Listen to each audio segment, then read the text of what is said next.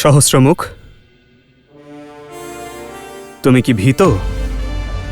তুমি কি এটা দেখতে এসেছো যে আমি তোমার মামা ভাস্কর্ণকে বধ করে তোমাকে দুর্বল না করে দিই? ভাস্করণের মৃত্যুর ভয় আমার নেই রাম, ভয় তো তোমার মৃত্যুর আছে।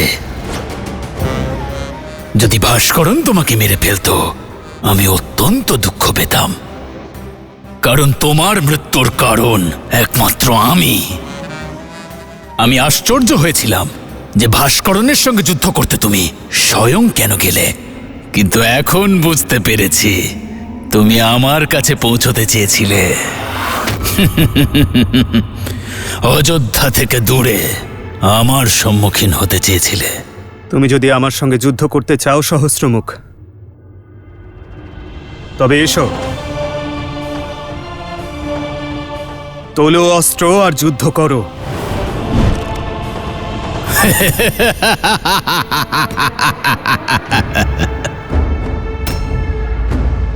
আমার শস্ত্র সর্বদা আমার সঙ্গে থাকে রাম, আমার মুখই আমার ধনুক, যা সহস্র দিকে ছড়িয়ে আছে। শব্দই আমার বাণ, যা ব্যক্তির মনকে চিড়ে ফেলে। অসত্য আমার খড়গ, যা সত্যের প্রমাণকে কেটে ফেলে। আর সন্দেহ আমার চক্র, যা বিবেককে বুহে আটকে ফেলে। আর অবিশ্বাস আমার বর্ষা, যা ধর্মের বুক চিড়ে দেয়। বলো রাম, আছে এতগুলো অস্ত্রের সম্মুখীন হওয়ার ক্ষমতা? আছে আমাকে পথ থেকে সরানোর শক্তি? আছে আমাকে বধ করার সামর্থ্য?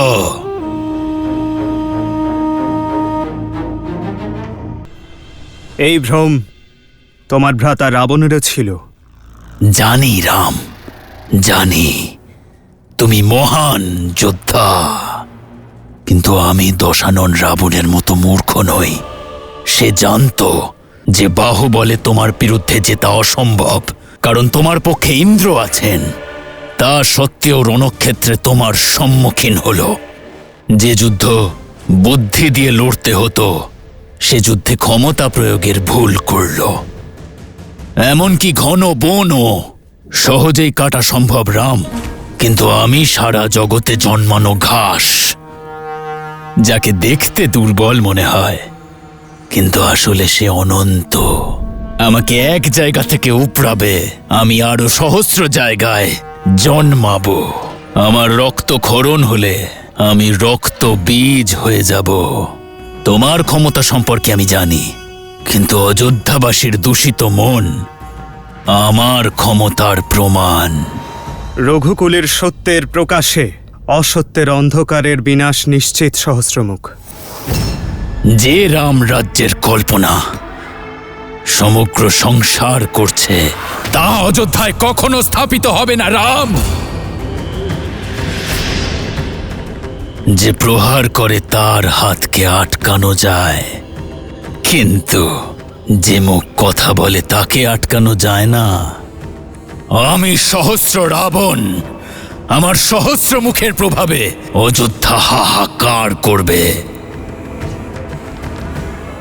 তোমার মন্ত্রী এবং অমাত্যদের মনে লোভ লালসার বাসা গড়ব, প্রজাদের মনে অবিশ্বাস আর সংঘর্ষের বীজ বপন করব। পরিবারের মনে ঈর্ষা আর বিদ্বেষ জন্মাবে। রাজ্যে বিদ্রোহ উৎপন্ন করব। ধর্মের ধরিত্রীতে অধর্মের পুষ্প জন্ম নিতে পারে না সহস্রমুখ। তোমার বিষের কুম্ভ কখনোই আমার নগরীতে ছলকাবে না, কারণ আমি এই মুহূর্তে এই স্থানে তোমাকে বন্দী করব।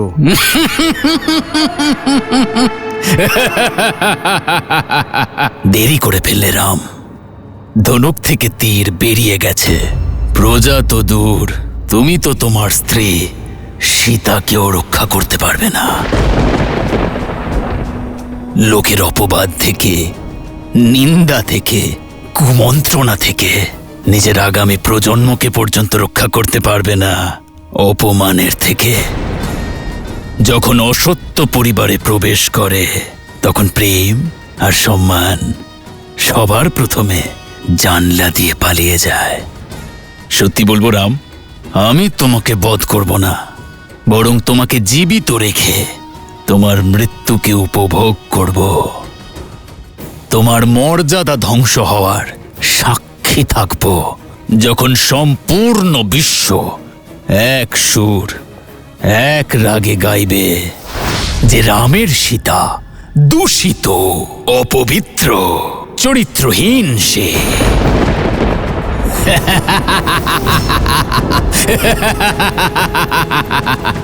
পাপী, তুই আমার মায়ের নামে অপশব্দ বলছিস? হনুমান, হ্যাঁ?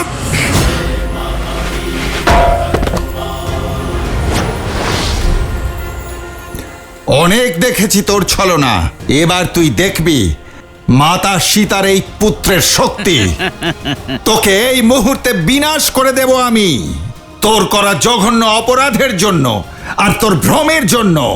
হয় তুমি অত্যন্ত সরল বা মহামূর্খ বানর। এটাও জানো না যে অসত্যকে যত উঁচুতে তুলবে সে তত ক্ষমতাশালী হয়, ততটাই শীঘ্র ছড়িয়ে পড়তে পারে সে। রাঘবের স্ত্রী দূষিত।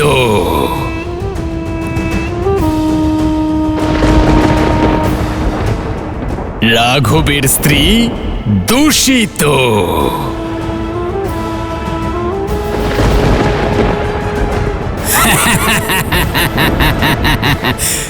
রাঘবের স্ত্রী দূষিত।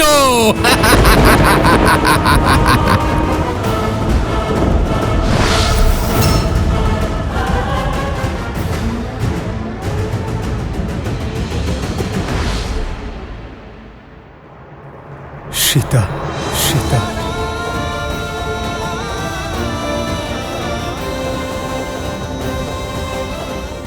অধর্ম নিজেকে যতই লুকিয়ে রাখার চেষ্টা করুক, আমার শ্রীরাম তাকে নাশ করার কোনো না কোনো উপায় ঠিক বের করবেন।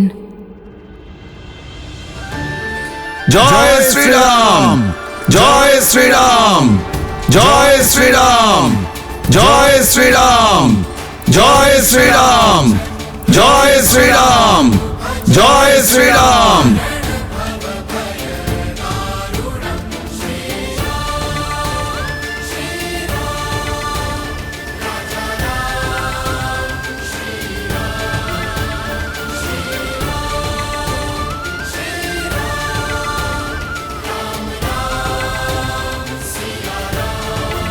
ক্ষমতার জয় জয়কার হয় নাকি দাদা? হ্যাঁ, যা হয়েছে তারপরে রাম সীতার নামে জয় জয়কার দেওয়া যায় নাকি? যে রামরাজ্যের কল্পনা সমগ্র সংসার করছে তা অযোধ্যাতে কখনোই স্থাপিত হবে না রাম। তোমার মন্ত্রী আর অমাত্যদের মনে লোভ লালসা বাসা বাঁধবে, পরিবারের মন ঈর্ষা আর বিদ্বেষে পরিপূর্ণ হবে, রাজ্যে বিদ্রোহ উৎপন্ন করব। হনুমান, খেয়াল রেখো সহস্রমুখের উল্লেখ যেন অযোধ্যায় কারো সামনে না হয়। কিন্তু প্রভু, প্রজাদের সাবধান করার প্রয়োজন রয়েছে। জানি হনুমান, কিন্তু যুদ্ধে বিজয়ী হবার পরে প্রজা এবং সৈন্যরা উৎসবের কামনা করে, অবসাদের নয়।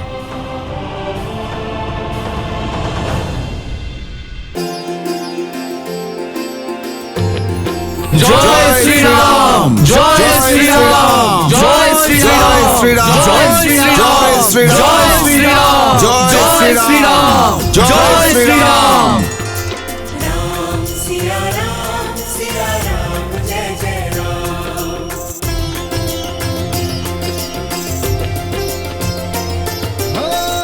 मंगल भवन मंगल हारी, द्रवहु सुदशरथ अजर बिहारी।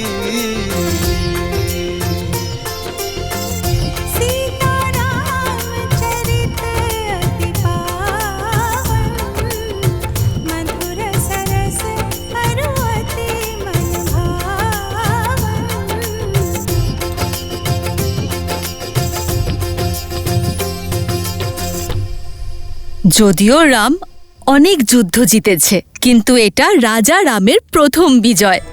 মা, আপনার দেখা উচিত ছিল কিভাবে দাদা ওই দুষ্ট ভাস্কর্ণের বিনাশ করলেন। না ও মাটিতে ছিল আর না বায়ুতে। মহাবলী হনুমানের সহযোগিতায়। মহাবলী হনুমান এই যুদ্ধে সৈন্য না হয়ে দাদার সেবক হয়ে এই যুদ্ধে পূর্ণ সহযোগিতা করেছেন। ওনাকে ছাড়া এই যুদ্ধে জয়লাভ সম্ভব ছিল না, তাই না দাদা? এত বিনম্র হয়েও না লক্ষণ। আমার বীরত্বের কাহিনী বলতে গিয়ে নিজের শৌর্য লুকোচ্ছ। সংহার দমনকে কত সাহসের সঙ্গে মেরেছ, আর ভাস্কর্ণকে বধ করতে তোমার প্রাণের ঝুঁকি নিয়েছিলে তুমি। এই বিজয় কেবল রাজা রামের নয়, সমগ্র অযোধ্যাবাসীর। আর অযোধ্যা ঠিক এভাবেই প্রতিটি যুদ্ধ জয় করবে, তা সে যুদ্ধ ভিতরের হোক বা বাইরের। राम सिया राम सिया राम सिया राम राम सिया राम सिया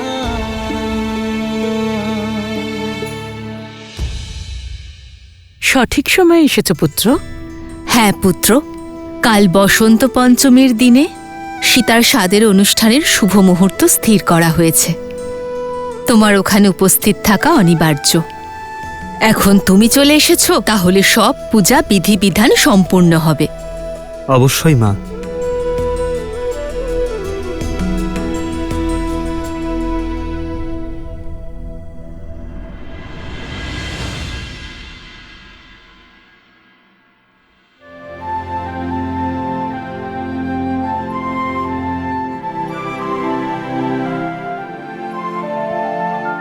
বিস্মিত হবেন না, এটা আপনারই।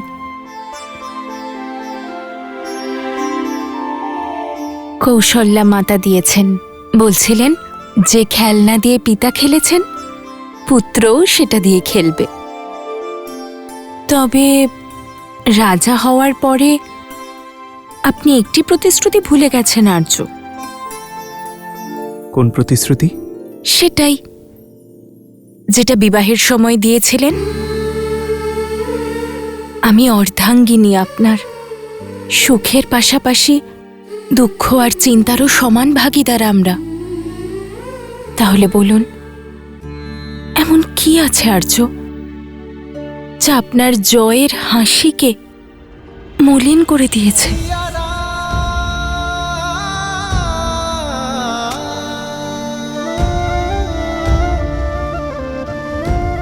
কি করে বলবো সীতা,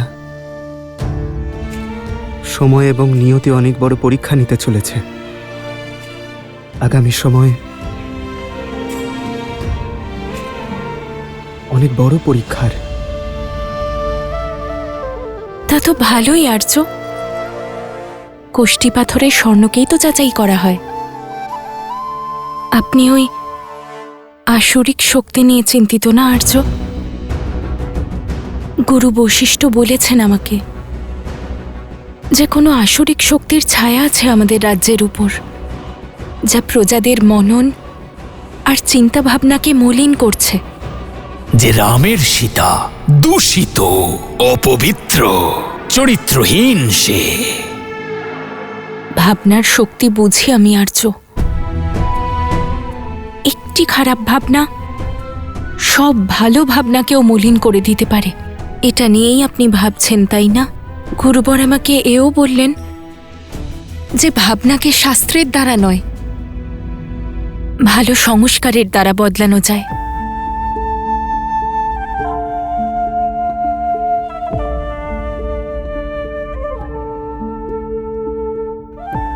গুরুদেব ঠিকই বলেন সীতা, শিক্ষার শক্তি মানুষকে স্থির করতে পারে, কিন্তু এ এতটা সরল হবে না। যেমন পাকা মাটির পাত্রে আর মাটি লাগানো যায় না, ঠিক তেমনই একজন ব্যক্তির যুবক হয়ে যাবার পর তার পাওয়া শিক্ষা পরিবর্তন করা যায় না। শিক্ষা বালকদের দেওয়া যায় সীতা, যুবকদের তো শিক্ষিত করা হয়। আর আমিও এখন তাই করব। আমার রাজ্যকে, আমার প্রজাদের শিক্ষিত করব। কারণ বিদ্যাই এখন একমাত্র পথ।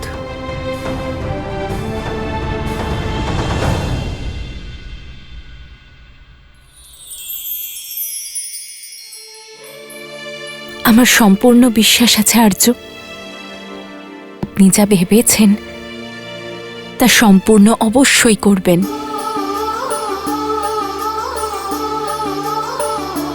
তোমার সঙ্গ ছাড়া এসব সম্ভব নয় সীতা। তোমার আমার প্রতি অটুট বিশ্বাসই আমার শক্তি। जन्म जन्म का है ये संगम, राम रतन सीता वैभव धन। আমি অর্ধাঙ্গিনী আপনার, আমি আছি আপনার সাথে। আমরা দুজন মিলে সব সামলে নেব আর্য। আমরা দুই নই, আমরা তিনজন। আমাদের প্রেম এবং শিক্ষার অংশ আছে তোমাদের সঙ্গে। राम सिया राम सिया राम सिया राम, राम सिया राम सिया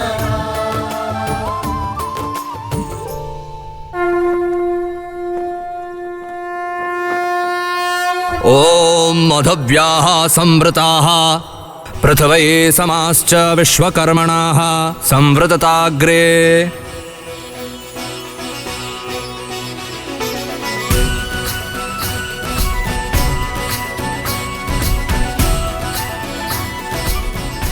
সীতা, এই উপাদান তোমার ডান হাত দিয়ে নিয়ে নিজের নাকের কাছে রাখো আর সুগন্ধ নাও।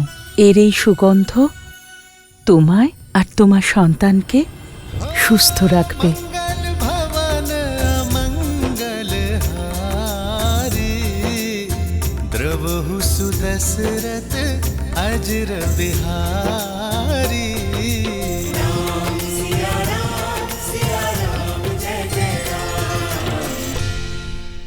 শিশু আর সমাজের কল্যাণের জন্য পিতামাতার পাশাপাশি পরিবারের বাকিদেরও এই আশ্বাস দিতে হবে যে তারা গর্ভে পালিত হওয়া শিশুকে সমাজের সকল কুরীতি থেকে রক্ষা করবেন।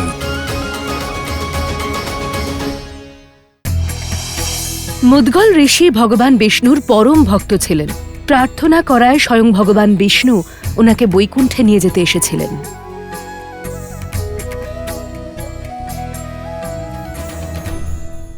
গর্ভধারণের পর এই ঔষধি অমৃতের সমান রাম।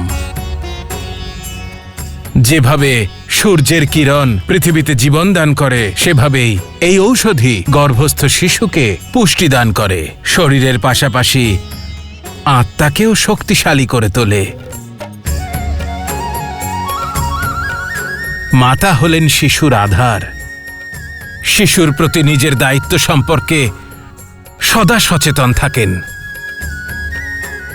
তবে শিশু আর সমাজের কল্যাণের জন্য পিতামাতার পাশাপাশি পরিবারের বাকিদেরও এই আশ্বাস দিতে হবে যে তারা গর্ভে পালিত শিশুকে সমাজের সকল কুরীতি থেকে বাঁচাবেন আর তাদের বিকাশে সর্বদা সাহায্য করবেন।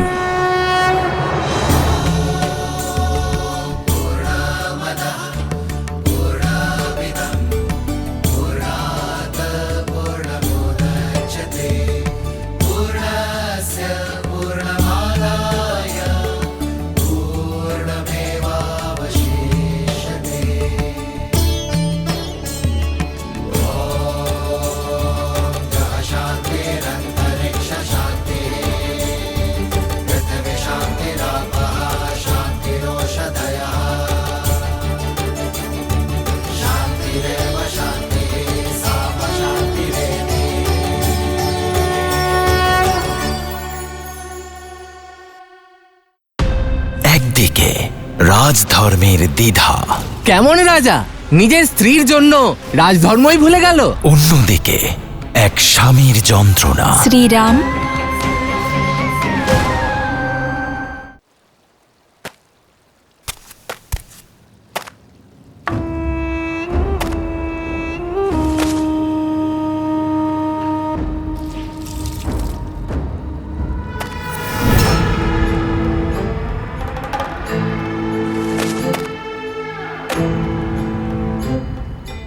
মিত্র, দেখো তো কি জানি কিভাবে আমার এই বস্ত্র মলিন হয়ে গেছে।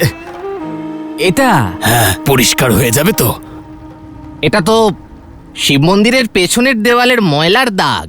মন্দিরের পেছনে জাম গাছ আছে, তার রস, প্রদীপের তেল, প্রদীপের কালি সব মিলিয়ে এই ময়লা তৈরি হয়েছে। এই দাগ তোলা একটু কঠিন, কিন্তু চিন্তা করো না, এই দাগ উঠে যাবে। অদ্ভুত, এত সহজে চিনতে পারলে। গভীর অভিজ্ঞতা তোমার। ময়লা চিনে তা পরিষ্কার করা, এটাই তো বস্ত্রকের কাজ। সমগ্র নগরের মলিন বস্ত্র এখানেই আসে। বড় বড় ধনী মানুষদের বস্ত্রের দাগ দেখে আমি ঠিকই বুঝতে পারি যে কে কোথা থেকে ময়লা মেখে এসেছে। এ তো দৃঢ় প্রত্যয়। বাহ, খুব ভালো, খুব ভালো। তাহলে এটাও বুঝতে পারো নিশ্চয়ই যে মলিনতা ব্যক্তির শরীরে আছে না বস্ত্রে। এবার আমার সীমা তো বস্ত্রেই সীমিত। আমি বস্ত্রের দাগই চিনতে পারি, আর সেগুলোই আমি পরিষ্কার করি। ঠিক বলেছ মিত্র, বস্ত্রের মলিনতা তো দূর করা সম্ভব, কিন্তু ব্যক্তির মলিনতা দূর করা অসম্ভব। আর বিশেষ করে ব্যক্তি যদি নারী হয়। আমি আসি। আচ্ছা ঠিক আছে, সাবধানে যেও। আর হ্যাঁ, ওই সাবধানে নদী পেরিও, কারণ জোয়ারের সম্ভাবনা আছে। ঠিক আছে। এটা আপনি সন্ধেবেলা নিয়ে নেবেন।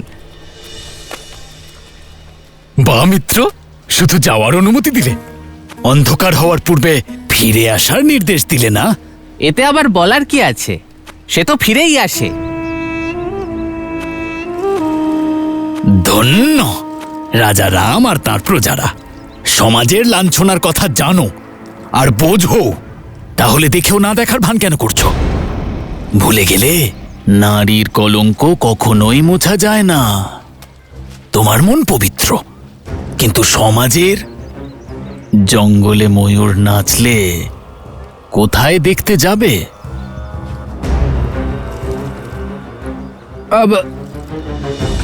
সীতাপতিরা আরে আর অযোধ্যা বলছি, সন্ধে নেওয়ার আগে চলে এসো। করে দেব।